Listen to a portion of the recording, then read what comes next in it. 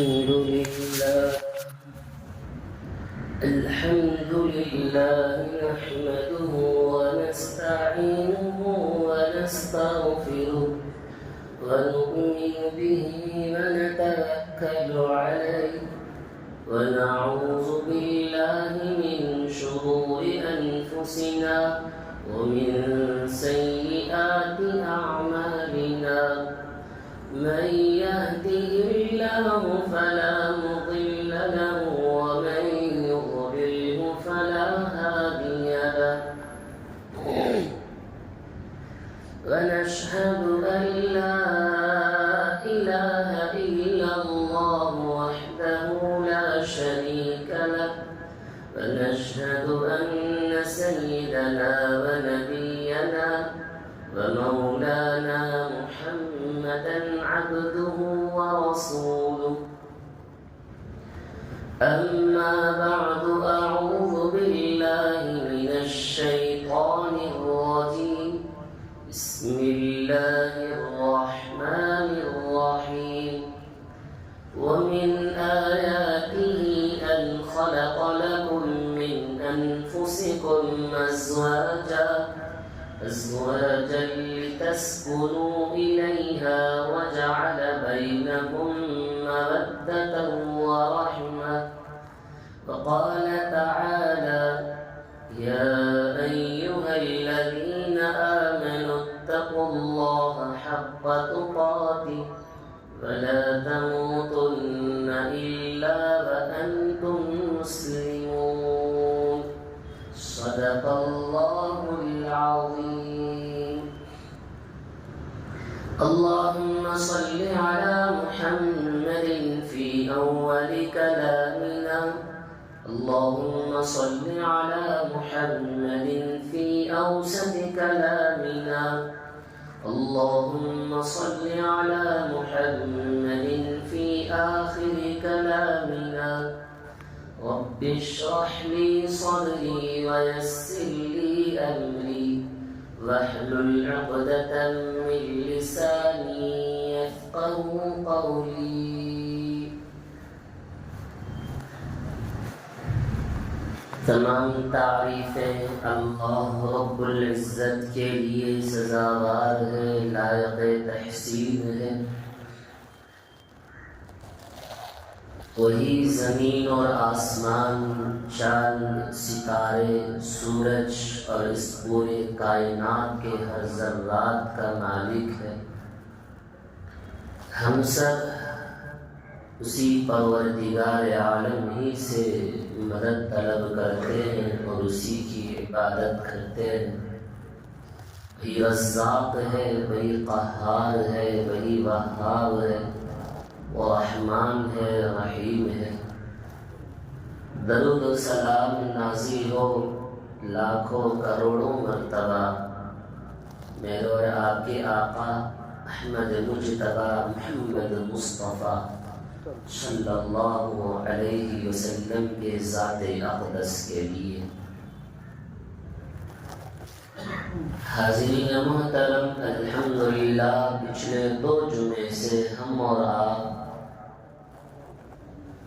بیان میں یہ بات سن رہے تھے کہ اسلام کے اندر نکاح اور شادی کی اہمیت کیا ہے اور نبوی تعلیم کیا ہے، اس بات کو سن رہے تھے۔ اور پچھلے جمعہ سب سے آخر میں یہ بات سنتے تھے کہ نکاح کب اور کہاں ہو۔ سب سے آخر میں یہ سنے تھے کہ سنت یہ بھی سنے کہ ہم نے جمعہ کے دن یا جمعے کے عصر کی نماز کے بعد اور اسی طرح مسجد میں اس کی تاریخ، اس کی اہمیت کو سنے تھے۔ حاضرین محترم، ایک بات غور کرنے کی ہے کہ نکاح کے اکثر خطبے میں ہم اکثر و بیشتر 3 آیتوں کو کثرت سے سنتے ہیں۔ نکاح کے خطبے میں حمد و صلات کے بعد کبھی ہم نے اس چیز کو غور کیا ہے؟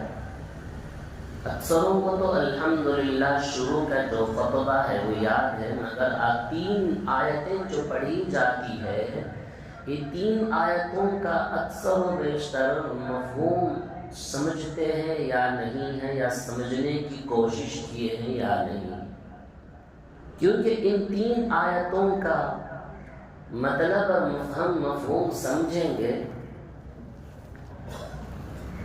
بڑی حیرانی کی بات ہے کہ ان تینوں آیتوں کے اندر نکاح میں نکاح کا تذکرہ نہیں ہے،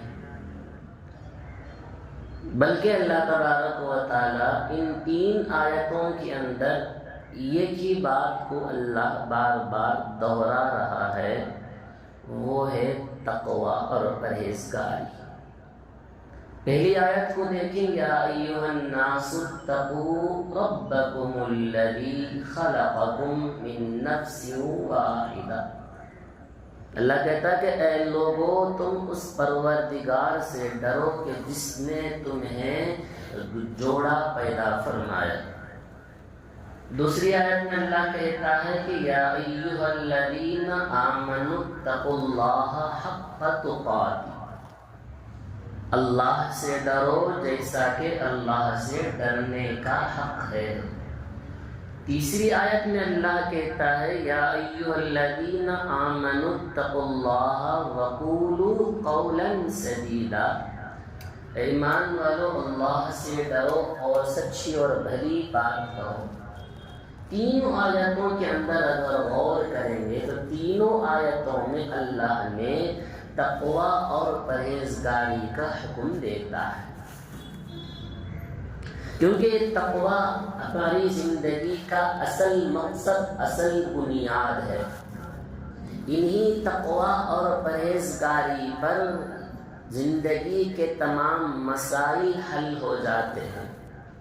جیسے کہ آج رشتہ دیکھنے پر لڑکے کے تعلق سے یہ کہا جاتا ہے کہ بڑا دیندار ہے۔ میں نے پچھلے جمعہ دینداری کسے کہتے ہیں اس کو بتلایا تھا کہ دینداری صرف مسلمان کا نام رکھ لینے پر، جب کبھی موقع مل گیا نماز پڑھ لینے پر دینداری کہا نہیں جا سکتا ہے۔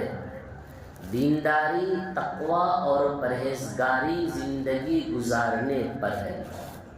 معاملات اچھے ہوں، اس کے معاشرت اچھے ہوں، اس کے اخلاق اچھے ہوں، اس کی عادات اچھے ہوں، یہ تمام چیزوں کا نام ہی دیندار کہا جا سکتا ہے۔ تو ان تینوں آیتوں میں اللہ تعالیٰ نے تقوی کا حکم دے کر اس نئے جڑنے والے میاں بیوی کے زندگی کو اللہ یہ حکم دیتا ہے کہ تم دونوں بھی اپنی زندگی کو تقوی اور پرہیزگاری پر زندگی گزارو۔ اگر تقوی اور پرہیزگاری کی زندگی گزارو گے تو گھر کا ماحول پرسکون ہوگا۔ اگر تقوی اور پرہیزگاری کی بنیاد پر زندگی نہیں گزار سکے تو گھر کا ماحول پرسکون نہیں بلکہ وہ اجڑ کر رہ جائے گا۔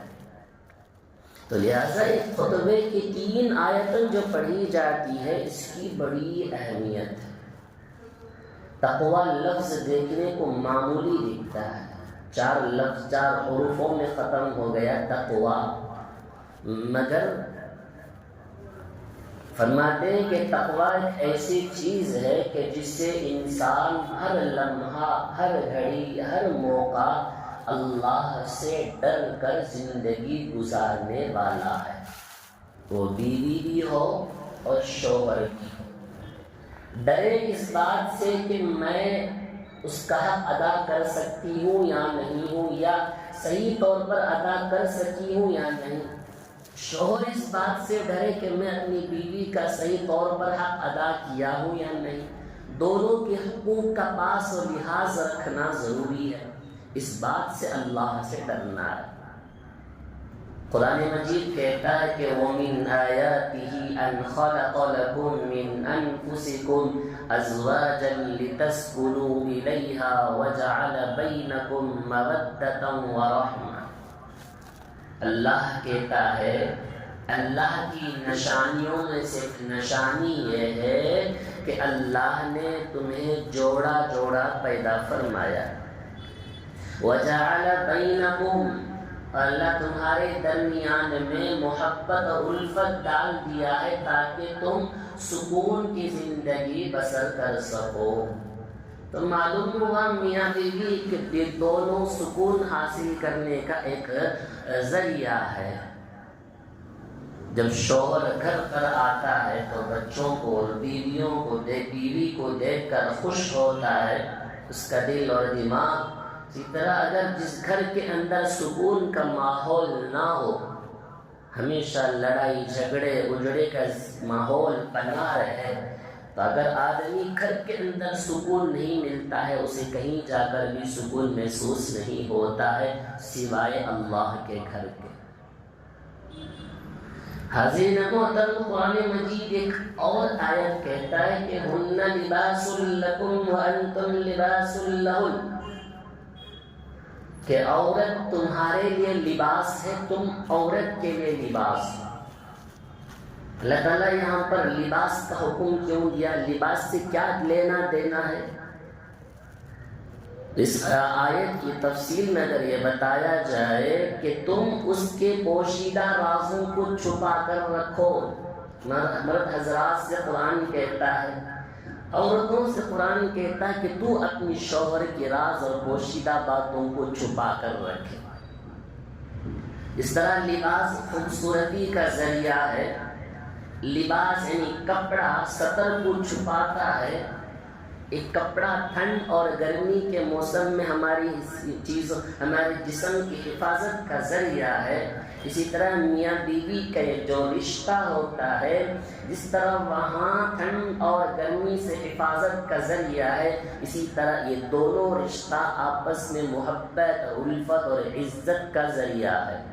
جس طرح یہ لباس اپنے ستر کو چھپاتا ہے، اسی طرح میاں بیوی دونوں اپنے عیبوں کو چھپائے رکھیں. جس طرح لباس کوئی عیب چیز کو چھپاتے ہیں، کوئی آدمی ہاتھ سے معذور ہو کپڑا ڈال کر چھپا لیتا ہے، گھر میں کوئی چیز رکھی ہوئی ہو اسے کپڑے سے ڈھانپتے ہیں تاکہ اندر کی چیز معلوم نہ ہو.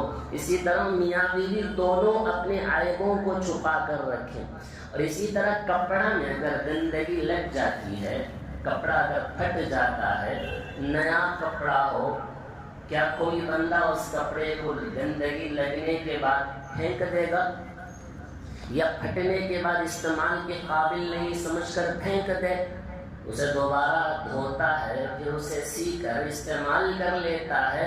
تو فرماتے کہ جس طرح کپڑے کو دھو کر صاف کر کر دوبارہ استعمال میں لا لیتے ہیں، اسی طرح جب میاں بیوی کی زندگی میں اونچ نیچ، لڑائی جھگڑے، گندگی، تہمتیں اگر لگ جائے، رشتوں کو توڑ کر، طلاق دے کر، صلح دے کر رشتوں کو دوریاں کرنے کے بجائے اس رشتے کو پھر دوبارہ جڑانے کی کوشش کرے، توڑ دیں گے تو یہ حماقت کی بات ہوگی. قرآن مجید اسی لیے کہتا ہے کہ وہ تمہارے لیے لباس ہو، تم اس کے لیے لباس ہو. جس طرح کپڑا ہمارے جسم سے لگ کر رہتا ہے اور ہمارے سینے سے بھی قریب ہوتا ہے، اس طرح میاں بیوی دونوں آپس میں قریب اور مل جل کر رہے ہیں. یہ رشتہ اتنا ہی پیار و محبت والا رشتہ ہوتا ہے. اس کو توڑ دینا، اس کو ختم کر دینا حماقت کی بات ہوگی. اسی لیے قرآن مجید نے اس کو ہن لباس لکم وانتم لباس لہن کہا. آج معاشرے میں ذرا نگاہ اٹھا کر دیکھو، اگر معمولی سی بات بھی میاں بیوی کے درمیان میں لڑائی جھگڑے ہو جائے، اگر بیوی صبر کرنے والی نہ ہو، شوہر بھی صبر کرنے والا نہ ہو، غصے میں آ کر زبان سے طلاق عورت کھلا مانگ لیتی ہو، تو حالت کیا ہوتا ہے؟ رشتہ جڑنے کے بجائے وہ بکھر کر رہ جاتا ہے. میاں بیوی کا رشتہ اتنا آسان نہیں ہے. اس پورے کائنات کے اندر اس دنیا کو اللہ نے بنانے سے پہلے اگر کسی کا رشتہ بنا کر اس دنیا میں بھیجا ہے تو میاں بیوی کا رشتہ ہے. اور انسان کی زندگی ختم ہونے کے وقت میں بھی وہ شادی شدہ ہوتا ہے اگر مقدر میں ہو. اس کی زندگی بھی ختم ہوگی۔ حضرت آدم اور حوا علیہ السلام سے اللہ نے اس دنیا کو قائم کیا، بھیجا، تو اتنا پیارا رشتہ ہے کہ جس کو اللہ نے قائم کیا ہے۔ اس رشتے کے متعلق میں یہ بات اس لیے چھیڑا ہوں، آج اس رشتے کے اندر محبت الفت بالکل کم نظر آتی ہے۔ افسوس ہوتا ہے کہ یہ رشتہ آپس میں کیوں بکھرتا ہے، کیوں صبر کرنے کا مادہ اپنے اندر نہیں ہے، کیوں آپس میں دونوں آپس میں ایک دوسرے کا حق ادا نہیں کرتے ہیں، شوہر اپنے بیوی اپنے شوہر کی اطاعت اور فرما بردار کیوں نہیں ہے، یہ اس کے حق کو کیوں ادا نہیں کرتا ہے۔ کیا ہم اس رشتہ ایک معزز رشتہ ہے جس کو اللہ قائم کرتا ہے، یہ دونوں کے رشتے کو اللہ منتخب کرتا ہے، ان دونوں کے دلوں کو اللہ جوڑتا ہے، اس جوڑ کو ختم کیوں کرتے ہیں؟ کیا ہم اس رشتے کو بھی تہذیب مغربی کلچر سمجھ کر رکھے ہیں، جیسا چاہے بیوی کو نچا لیا جائے، جیسا چاہے شوہر، بیوی سمجھتی ہے کہ شوہر کے عزت کو بڑے بازار میں نیلام کر دیا جائے، اتنا آسان رشتہ نہیں ہے۔ عزیز حاضرین، میں پچھلے جمعہ یہاں تک بتلایا تھا کہ نکاح مسجد میں ہو اور جمعے کا دن کا انتخاب ہو، اس کے علاوہ نکاح کے بعد کچھ ضروری باتیں یا مسائل ہیں وہ اس بھرے مجمع میں بتایا نہیں جا سکتا ہے، لہذا شادی ہونے والے افراد کے لیے ضروری ہے اشد ضروری ہے کہ انہیں کسی علماء کی صحبت میں، کسی بڑوں کی صحبت میں بیٹھ کر اس کی کونسلنگ کریں، سیکھیں، معلوم کریں اس تعلق سے۔ پھر اس کے بعد مسئلہ آتا ہے شادی کے بعد کا مہر کا مسئلہ۔ یہ مسئلہ بڑا سننے اور سمجھنے کی بات ہے مہر کے تعلق سے۔ قرآن مجید کہتا ہے کہ وَآتُوا النِّسَاءَ صَدُقَاتِهِنَّ نِحْلَةً فَإِن طِبْنَ لَكُمْ عَنْ شَيْءٍ مِّنْهُ نَفْسًا فَكُلُوهُ هَنِيئًا مَرِيئًا۔ قرآن مجید کہتا ہے کہ تم اپنے بیویوں کو ان کا مہر خوش دلی سے دے دیا کرو، اگر بیوی چاہی تو اس میں سے معاف کر دیتی ہے تو اسے خوشگوار سمجھ کر اپنے پاس رکھ لے سکتے ہیں۔ نبی علیہ السلام نے فرمایا کوئی آدمی نکاح کے وقت میں مہر طے کیا، مہر طے کرنے کے بعد اس کو دینے کا ارادہ نہ ہو، یا دینے کا ارادہ ہے پورا نہیں ہے، آدھا بھی نہیں، مکمل ارادہ ہی نہیں ہے دینے کا، دھوکہ دیا ہے، نبی علیہ السلام نے اتنا سخت جملہ فرمایا ہے، نبی علیہ السلام نے فرمایا جو آدمی مہر طے کرنے کے بعد مہر دیتا نہیں ہے، دینے کا ارادہ نہیں رکھتا ہے، وہ زانی ہو کر مرے گا، اللہ سے زانی ہونے کی حالت میں ملاقات کرے گا۔ اس حدیث میں ایک بات بھی غور طلب ہے، فرماتے ہیں کہ جیسا کہ کوئی آدمی کسی سے قرض لیا، کوئی آدمی کسی سے کوئی چیز امانت لا کر رکھا، جب قرض کو لوٹانے کا، قرض دینے کا ارادہ نہیں، صرف قرض لے لیا، جیسا کہ آج کل بڑا یہ قرض کا بہت زیادہ مسئلہ تیزی سے چل رہا ہے، قرض لے لیتے ہیں، پوچھنے پر وقت ٹالتے ہیں، دھوکہ دیتے ہیں، پیچھے ہٹتے ہیں، دینے کا ارادہ نہیں رکھتے ہیں، جیسے کہ یہ لون کا جو مسئلہ ہے، ہزاروں فون آ جاتے ہیں یا اپنا موبائل بدل لیتے ہیں۔ نبی علیہ السلام نے فرمایا تمہارے پاس کوئی امانت لا کر رکھے، تم نے اس کی امانت کو اس کی اجازت کے بغیر استعمال کر لیا، تم نے اس کے قرض کو نہیں لوٹایا، نبی علیہ السلام نے فرمایا قیامت کے دن وہ خیانت کرنے والا چور کے نام سے پکارا جائے گا۔ سب بڑے مجمع کے سامنے کہ دیکھو چور آ رہا ہے، اس نے قرض لے کر لوٹانے کا اس کے اندر ارادہ نہیں رہا۔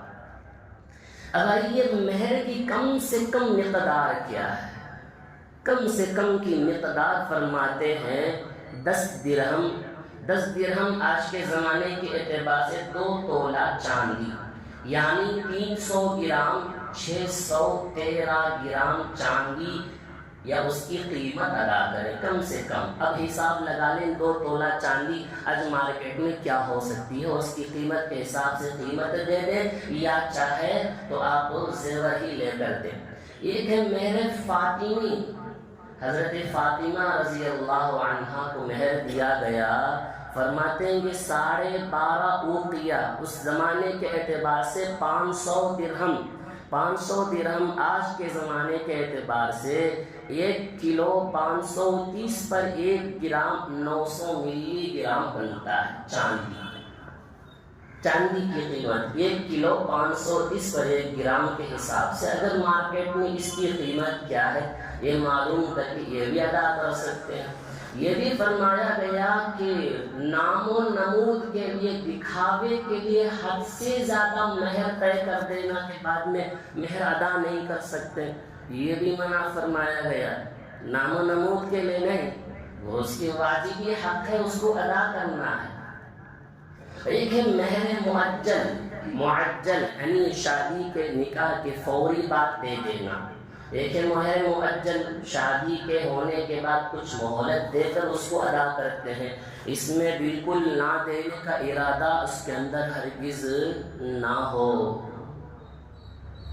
جب مہر کی بات آ گئی تو چند دن پہلے ایک ویڈیو دیکھنے کا موقع ملا جس کے اندر انڈونیشیا کے اندر ایک عورت نے اپنے شوہر سے مہر کا مطالبہ کرتی ہے، کوئی بڑی رقم نہیں، صرف سورہ یاسین سنا دو یہی میرا مہر ہے، صرف سورہ یاسین سنا دو یہی میرا مہر ہے۔ پورے مجمع کے سامنے لڑکا تیار ہے، مائک میں بھرے مجمع کے سامنے سورہ یاسین کو پیارے انداز سے میٹھی آواز سے پورا سورہ یاسین سناتا ہے۔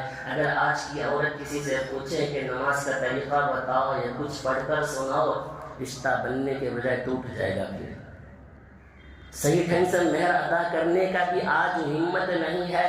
نبی علیہ السلام نے فرمایا اگر تجھے شادی کی طاقت اور ہمت ہو تو نکاح کر لے، یہ تیرے شرمگاہ کی حفاظت کا ذریعہ ہے۔ لہذا مہر کو اس عورت کو خوش دلی سے دے دیا کرو۔ دوسری بات، بہت سارے مسائل آئیں گے مگر مجمع میں بولنے کی بات نہیں ہوگی، آپ حضرات الگ سے سن لیں اس بات کو، ملاقات کریں شادی شدہ ہونے والے افراد، شادی ہونے والے، کیونکہ کاؤنسلنگ بہت ضروری ہے رشتے کے لیے۔ نبی علیہ السلام نے فرمایا جس گھر میں جب لڑکی جاتی ہے وہاں اس گھر کو بننا بھی لڑکی کے ہاتھ میں، اس گھر کو برباد ہونا بھی اس کے ہاتھ میں، بگڑتا بھی اسی کے ذریعے سے اور بنتا بھی اسی کے ذریعے سے۔ اس لیے نبی علیہ السلام نے فرمایا نیک بیوی کی 4 نشانیاں بتاؤں۔ صحابہ نے پوچھا اللہ کے نبی نیک بیوی کی 4 نشانی بتا دیجئے کہ کون کون سی نشانی ہے۔ نبی علیہ السلام نے فرمایا کہ سب سے پہلی نشانی نیک بیوی خصلت، نیک خصلت والی بیوی کی۔ نبی نے فرمایا کہ جب شوہر اسے کسی بات کا حکم کرے تو فوراً اس کے حکم کی تابعداری کرے، اس کے حکم کی فرمان پر عمل کرے۔ ماں باپ کے لیے ضروری ہے کہ اس بات کو اپنی بچیوں کو سکھانا بہت ضروری ہے۔ جس جگہ تو جا رہی ہے وہاں اپنی ضد نہ کرنے کے بجائے، اپنی بات منوانے کے بجائے شوہر کی بات مان لے، اس لیے کہ اسی میں نبی علیہ السلام نے فرمایا کہ برکت ہے، اسی میں تیرے لیے خیر ہے۔ اس سے تعلق سے اتنی حدیث نبی علیہ السلام نے بیان فرمایا۔ فرماتے ہیں نبی علیہ السلام عورتیں نبی کے پاس آ کر پوچھتی ہیں یا رسول اللہ یہ مرد حضرات ہم سے نیکیوں میں بہت آگے بڑھ جاتے ہیں، مسجد جاتے ہیں، عبادت کرتے ہیں، جہاد جاتے ہیں، وہاں جا کر شہید ہو جاتے ہیں، ان کا مرتبہ بلند ہو جاتا ہے۔ نبی علیہ السلام نے فرمایا میں بتاؤں کہ تم بھی مرد حضرات سے بھی اعلیٰ مقام حاصل کر سکتی ہو، تمہارا درجہ بھی ان سے آگے بڑھ سکتا ہے۔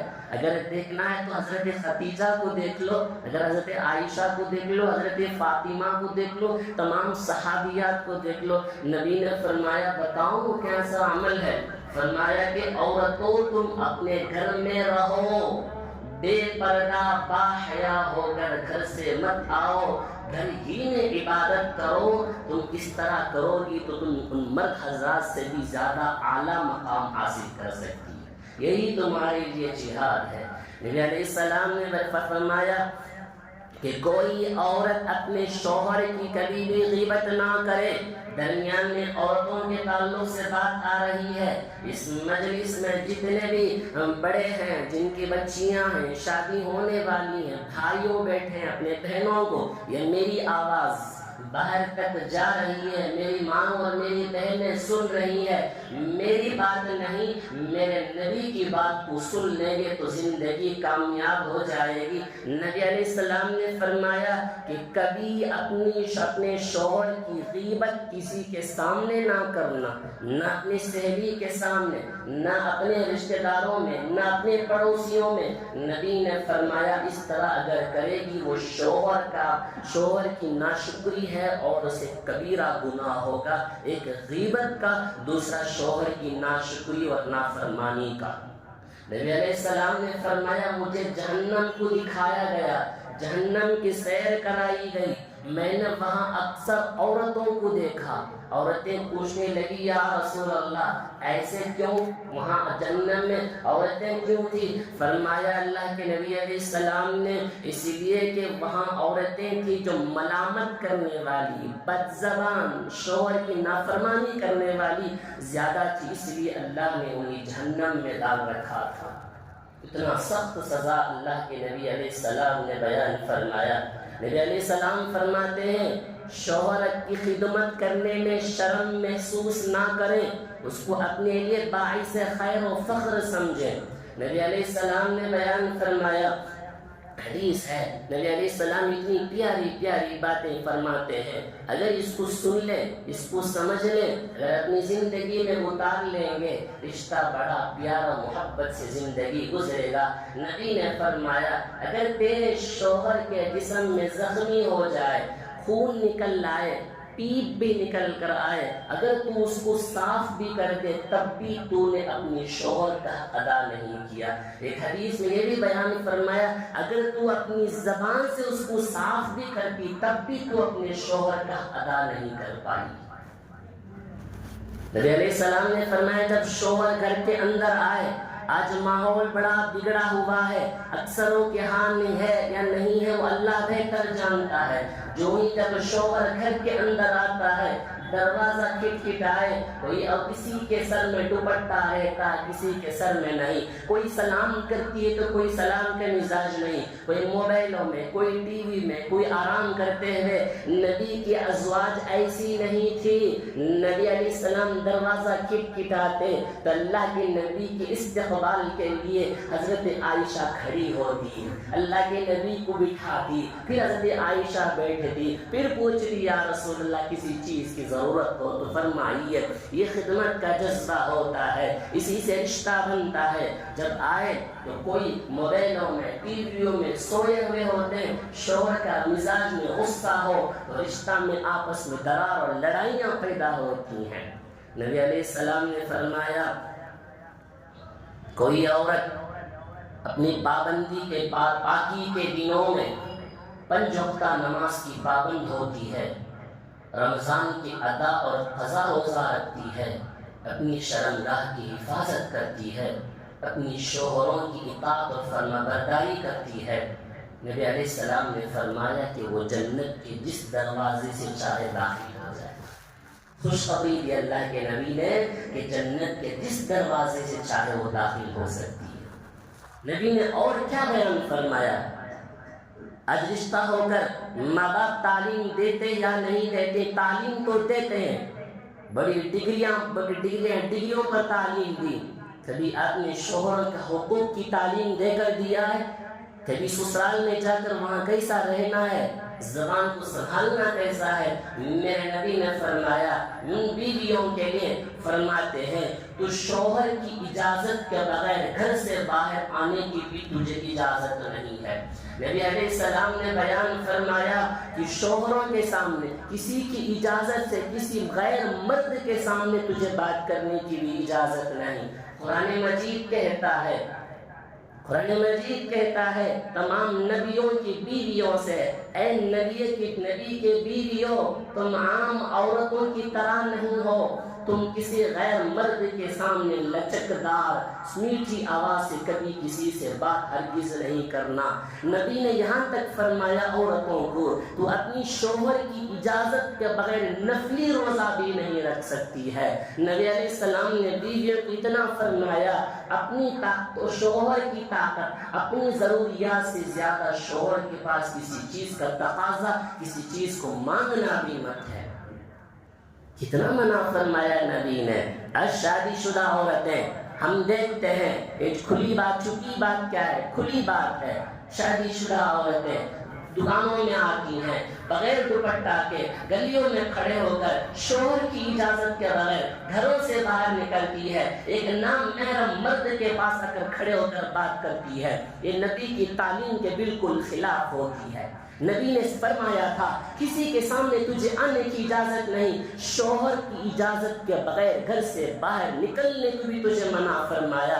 شوہر کی کوئی محرم کے ساتھ ہی میں تو جا سکتی ہے، کہیں سفر کرنا ہو، تنہا سفر کرنے کی بھی تجھے اجازت نہیں ہے۔ نبی نے اتنی بہترین تعلیم دی ہے۔ نبی علیہ السلام نے فرمایا اللہ تبارک و تعالیٰ اس عورت کی طرف نگاہ اٹھا کر بھی نہیں دیکھتا ہے جو عورت اپنی شوہر کی نافرمانی کرتی ہے، ناشکری کرتی ہے۔ ایک عورت نے نبی علیہ السلام سے پوچھا یا رسول اللہ صلی اللہ علیہ وسلم بہترین عورت کون ہے؟ نبی علیہ السلام نے فرمایا کہ بہترین عورت وہ ہے جب شوہر اسے کسی کام کا حکم کرے تو فوراً اس کام کی اطاعت کرنے والی ہی بہترین عورت کہلایا۔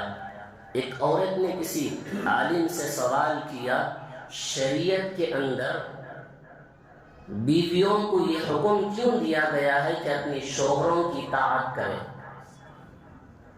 شوہروں کو کیوں حکم نہیں دیا کہ بیویوں کی اطاعت اور فرمانبرداری کریں؟ بیویوں پر ہی اتنا پابند کیوں؟ اس عالم صاحب نے سوال کیا کہ بتاؤ کہ تیرے کتنے بیٹے ہیں؟ وہ کہنے لگی کہ میرے 3 بیٹے ہیں۔ تو کہنے لگے کہ اللہ تبارک و تعالیٰ کا دیکھے کیسا ہے، اللہ تعالیٰ نے تجھے ایک مرد کی اطاعت کا حکم دیا ہے، اس کی اطاعت کے بدولت اللہ نے تجھے 3 اولادیں عطا فرمائی۔ 3 اولاد کو اللہ نے حکم کیا کہ تو اپنی ماں باپ کی اطاعت کر، ماں باپ کی اطاعت کے بغیر تو جنت میں جا نہیں سکتا ہے۔ صرف تو ایک مرد کی اطاعت کر، اللہ تبارک و تعالیٰ تجھے ہونے والی اولاد کو حکم دیتا ہے کہ اولاد تیری اطاعت کرے۔ اسی لیے فرمایا گیا ہے کہ شوہر بیویوں کو کہ اپنے شوہر کی اطاعت اور فرمانبرداری کی زندگی بسر کریں۔ نبی علیہ السلام نے فرمایا جو عورت اپنی زندگی میں اپنی خاوندوں کو تکلیف دیتی ہے اور پریشان کرتی ہے، جنت کی عورتیں حوریں انہیں بد دعائیں دیتی ہیں اللہ تجھے غارت کرے، اس لیے کہ وہ چند دن کا مہمان ہے، اس کے بعد وہ ہمارے سے ملاقات کرنے کے لیے آئے گا۔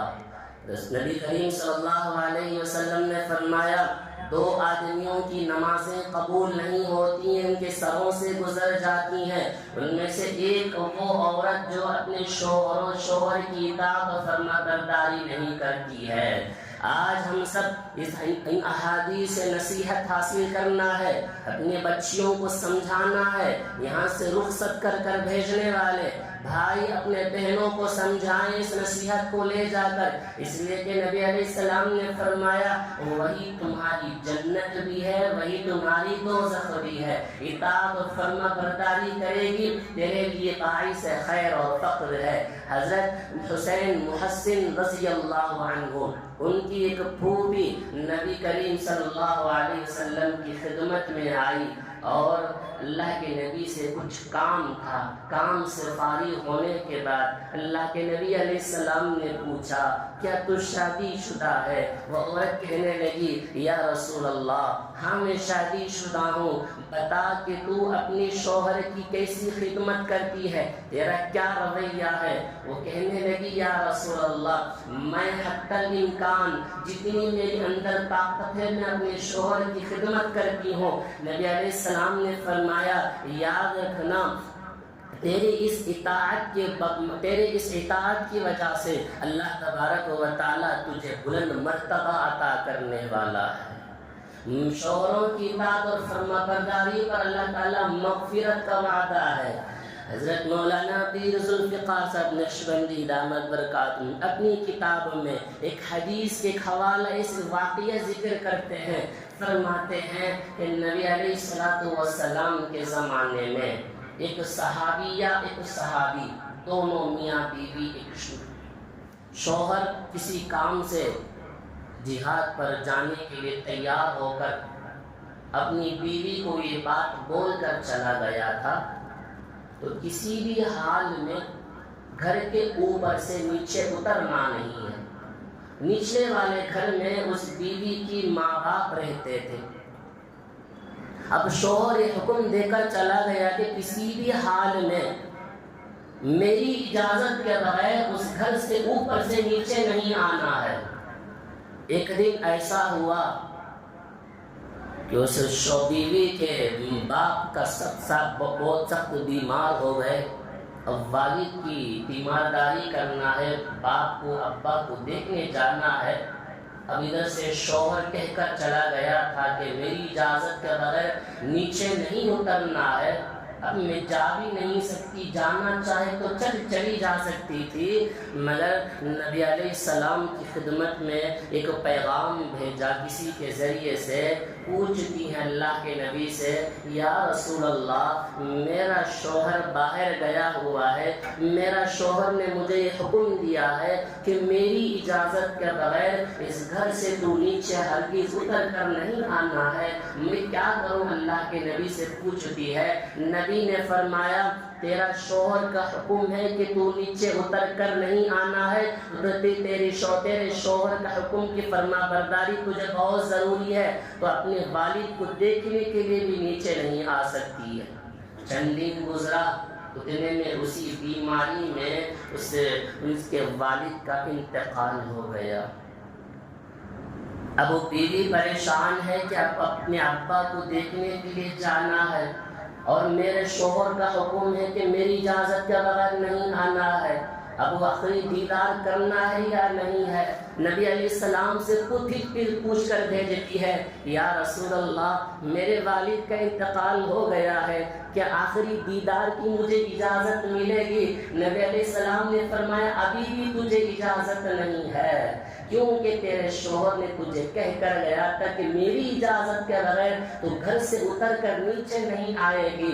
اسی حال میں اپنے والد کو بھی دیکھ نہیں سکی، جنازہ پڑھا کر دفنا دیا گیا۔ اس کے بعد نبی علیہ السلام نے ایک خوشخبری دی اس عورت کے لیے، پیغام دیا، اے عورت تو اپنے شوہر کی اطاعت اور فرما برداری کی ہے، تیرے شوہر نے تجھے حکم دیا تھا گھر سے نیچے نہیں آنا، تو چاہے تو آ سکتی تھی، تو میری اجازت لے کر گھر ہی میں ٹھہر گئی تھی، تیری اس کام کے بدولت اللہ نے تیرے شوہر کے تمام گناہوں کو معاف کر دیا۔ صرف شوہر کی اطاعت اور فرما برداری پر اللہ تعالیٰ نے اتنا بڑا مرتبہ اور بلند مرتبہ عطا کیا کہ اس کے گناہوں کو بھی اللہ تبارک و تعالیٰ معاف کر دیا۔ دوسری نشانی نیک بیوی کی نبی علیہ السلام نے فرمایا، جب شوہر گھر میں آئے تو بیوی کو دیکھ کر فوراً خوش ہو جائے، خوش مزاج بنے۔ آج نبی علیہ السلام نے فرمایا گھروں میں رہ کر اپنی بیوی کو بناؤ سنگار، اچھے کپڑے بن کر دکھانا ہے شوہر کو، باہر جاتے وقت بناؤ سنگار کر کے خوشبو لگا کے اچھے کپڑے پہن کر جانے کے واسطے کپڑے نہیں ہیں۔ نبی علیہ السلام نے فرمایا نیک بیوی کی نشانی اپنے گھر میں اپنی بیوی اپنے شوہر کے سامنے خوش مزاج بن کر دکھاؤ، جب شوہر گھر کے اندر آئے تجھے دیکھے تو خوش ہو جائے۔ تیسری نشانی نبی نے فرمایا جب شوہر تجھے کسی بات کی قسم دے کر کہے تو اس قسم کو پورا کر دے۔ تو چوتھی بات نبی علیہ السلام نے فرمایا کہ تیرا شوہر جب گھر میں نہ ہو تو اس کے مال، تیری عزت کی، تیری آبرو کی اور اس کے بچے کی حفاظت کر لے۔ یہ نیک بیوی کی 4 نشانیاں نبی علیہ السلام نے فرمایا۔ نبی کریم صلی اللہ علیہ وسلم مسجد نبوی میں ایک محفل لگی ہوئی ہے، مجلس. نبی نے صحابہ سے پوچھتے ہیں بتاؤ کہ سب سے بہترین عورت کون ہے؟ کوئی صحابی کوئی علامت بتائے، کوئی صحابی کوئی کچھ علامت بتائے. حضرت علی رضی اللہ عنہ اس مجلس میں تھے، کسی کام سے اٹھ کر گھر گئے. جا کر حضرت فاطمہ سے پوچھا فاطمہ ابا جان مسجد میں ہیں، ابا پوچھتے ہیں کہ سب سے بہترین عورت کون ہے؟ فاطمہ کہتی ہے میں بتاؤں کہ کون ہے سب سے بہترین عورت؟ حضرت علی پوچھتے ہیں بتاؤ، میں اللہ کے نبی کو بتانا ہے. کہنے لگے سب سے بہترین عورت وہ ہے وہ کسی غیر مرد کو نہ دیکھے، غیر مرد اس کو نہ دیکھے. حضرت علی اللہ کے نبی کے مجلس میں گئے، کہا یا رسول اللہ میں گھر گیا تھا، فاطمہ سے پوچھا، فاطمہ نے یہ کہا کہ کوئی غیر مرد اس کو نہ دیکھے، وہ اس کو نہ دیکھے. نبی نے کہا کہ فاطمہ میرے جگر کا ٹکڑا ہے. فاطمہ نے سچ کہا. لہذا اللہ کے نبی علیہ السلام نے جو فرمایا ہے، جس زندگی گزارنے کے جو طریقے ہمیں یہ بتلائے ہیں، نیک بیوی بننے کی صفات جو نبی نے بیان فرمایا ہے، اچھی بیوی کی صفات بھی بیان فرمائے. نمبر 1 اچھی بیوی کی صفات ہے کہ اس کی آنکھوں میں حیا ہو، اس کی آنکھوں میں حیا ہو. جب بولے تو میٹھی بات بولے، کڑوی زبان نہیں، لڑائی اور جھگڑے کرنے والی زبان نہ ہو. نبی علیہ السلام نے اچھی بیوی کی صفت بھی بیان فرمائی. اسی کے تعلق سے ایک صحابیہ کا واقعہ حدیث میں یہ بھی آتا ہے، اپنے شوہر کو تکلیف نہ دینے کے واسطے اپنے آپ کو صبر و ضبط سے کام لیا. اللہ نے اس کے بدولت میں اللہ ان کو نیک اور ایک سیرت با اخلاق با کردار اولاد اللہ نے انہیں عطا کیا.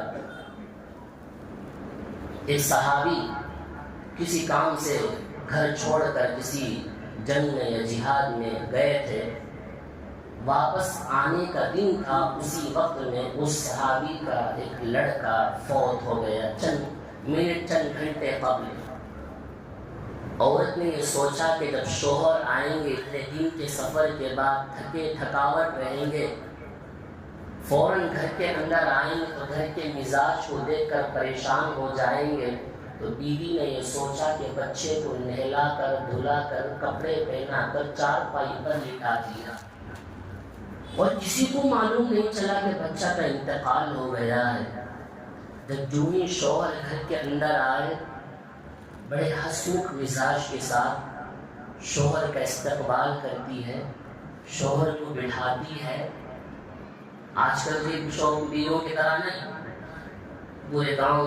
پورے کام کاج سے فارغ ہو کر شام کو گھر آتے ہیں، جو ہی گھر کے اندر آتے ہی ساس کی لڑائی کے جھگڑے کے باتیں، اندر قدم رکھنے سے پہلے فون ہی میں میسج چلا جاتا ہے کہ فلاں کی شکایت ہوئی، فلاں لڑائی ہوئی، صبح لڑائی ہوئی، شام میں لڑائی ہوئی، فلاں کے پڑوسیوں کے. نبی علیہ السلام نے سخت منع فرمایا کہ شوہر دن کے کام کاج کر کے گھر کے اندر آتا ہے، کبھی بھی ان آنے کے ساتھ ہی فوراً پورے مسائل کھلا کر سامنے مت رکھو. خدا نہ خواستہ اگر غصے میں ہو رہے گا شوہر، تو خدا نہ خواستہ غصے میں زبان سے جب طلاق کا لفظ نکل گیا تو اس کے لیے حرام ہو جائے گی. وہ بیوی بڑے اطمینان کے ساتھ ملاقات کر کے ان کو بٹھایا، کھلایا پلایا، رات گزری، میٹھی باتیں ہوتی رہی، سفر کے بارے میں معلومات ہوتی رہی کہ سفر کیسا رہا، پوری بات چیت ہو گئی.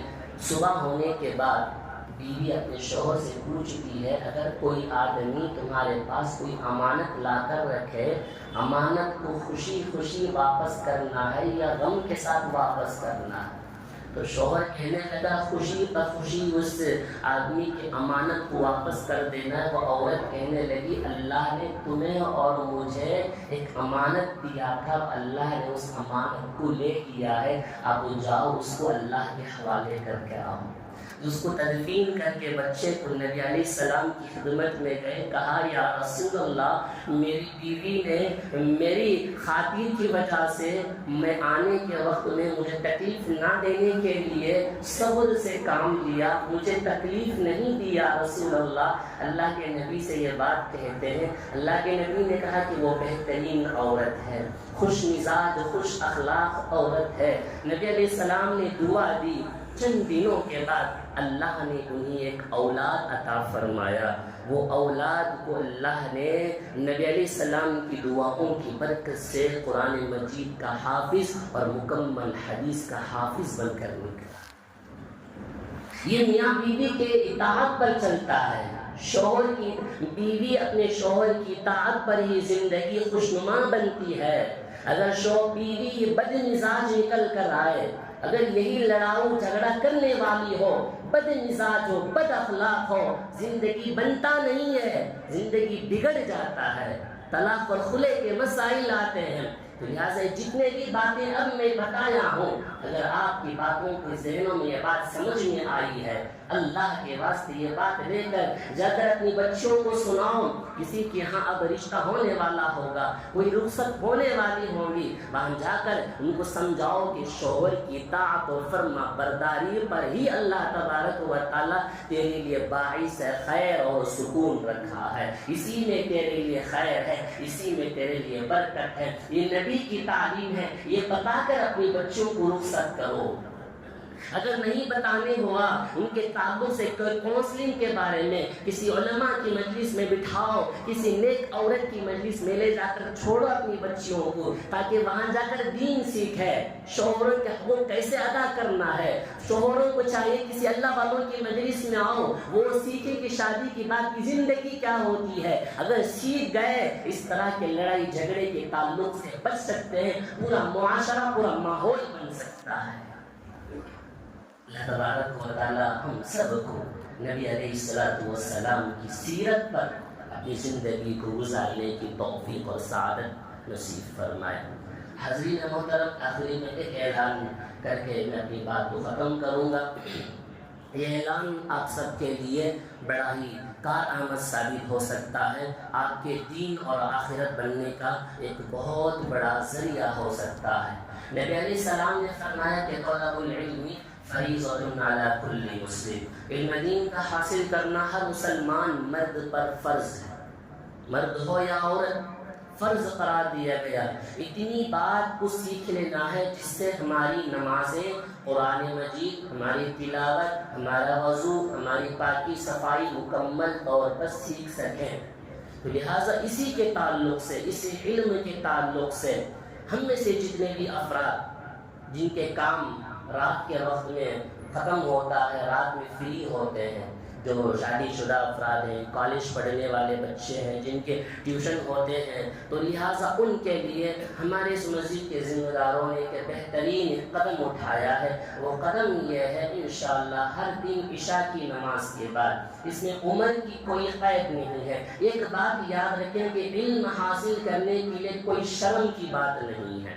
علم ماں کی گود سے لے کر خبر کے گود میں قبر میں جانے تک علم حاصل کیا جا سکتا ہے۔ علم دین حاصل کرنے میں کسی طرح کا کوئی بھی شرم نہ ہو۔ میں اکثر و بیشتر دیکھتا ہوں بیٹھے رہتے ہیں، میں نماز سے یہاں سے اٹھ کر جاتا ہوں، کچھ مسئلہ پوچھنا چاہتے ہیں تو شرم آتا ہے، جھجکتے ہیں، مسائل معلوم کرنے میں پیچھے ہٹتے ہیں۔ میں کہتا ہوں کہ علم حاصل کرنے میں پیچھے مت ہٹو، کم از کم اتنا قرآن مجید کو سیکھ لیا کرو جس سے آپ کی نماز صحیح ہو جائے۔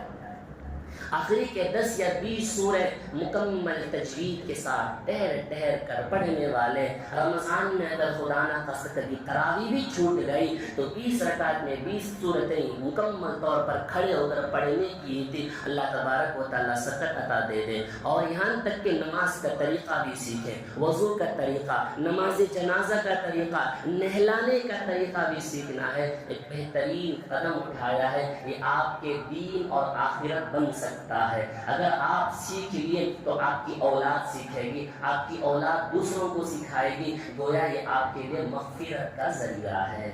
عشاء کی نماز کے بعد ہر دن انشاءاللہ آدھا ایک گھنٹہ جتنا وقت آپ کے پاس ہے دیں.